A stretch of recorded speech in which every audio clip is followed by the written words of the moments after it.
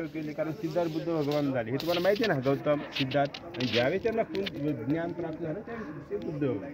बुद्ध म्हणजे काय, सिम्पली फुल enlightenment person या प्रकारे. आता हा ही स्टोरी सेम इथे आतमध्ये आपण जातो. एक 30 फुटाची बुद्धाची मोठी मूर्ती बनवली आहे त्यांनी. ते झाडे बसवण्यामध्ये काय करते, असं पिंपळाचं पान बनवतात. चाला तर हा स्टोरी इकडे पण जातो. त्यावेळेस जो लाईट आहे ना त्या खिडकीमधून, ती जी खिडकी दिसते ना तिथून सरळ बुद्धांच्या चेहऱ्यावर पडतो.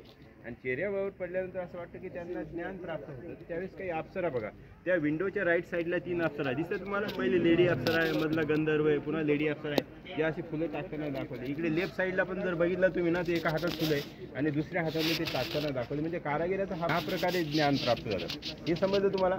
आता हे जेवढे बुद्धी धर्माचे जे मंदिर असतात ना, जे असे डोंगरामध्ये कोरलेले, आता बऱ्याच ठिकाणी लेण्या आहेत बरं का. मी तुम्हाला पहिले सांगतो की ह्या वेरूळलाच नाही, अजिंठा आहे, कार्ला, भाजा, बेडसा, कन्हेरी केव्ज, तुम्ही जर पांडवलेणी गेल्या तर त्या साईडला पण आहे. ही जेवढे बुद्धी धर्माचे जे मंदिर असतात ना, आतमधून असं एक एलिफंट स्केलेटन टाईप बनवलेलं असतं. त्याला वुडन आर्किटेक्चर पण असं म्हणतात. हे कशासाठी की ज्यावेळेस ते आवाज काढतात ना, बुद्धम शरणम गच्छामी, हा आवाज भिंतीवर जाऊन त्या स्केलेटनच्या रिप्समध्ये जाणे आणि एक मधुर स्वर तुमच्या कानावर ऐकू येणे, याला इको साऊंड सिस्टम असं म्हणतात. तर केवळ आपल्याला ह्याच मंदिरात इको होताना दिसणार आहे, बाकी ह्या मोनॅस्ट्रीजमध्ये इको होताना दिसणार नाही.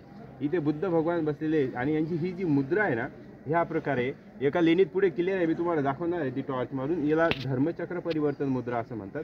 आणि बुद्धांच्या always left and right side 2 द्वारपाल असतात, वज्रपाणी आणि पद्मपाणी.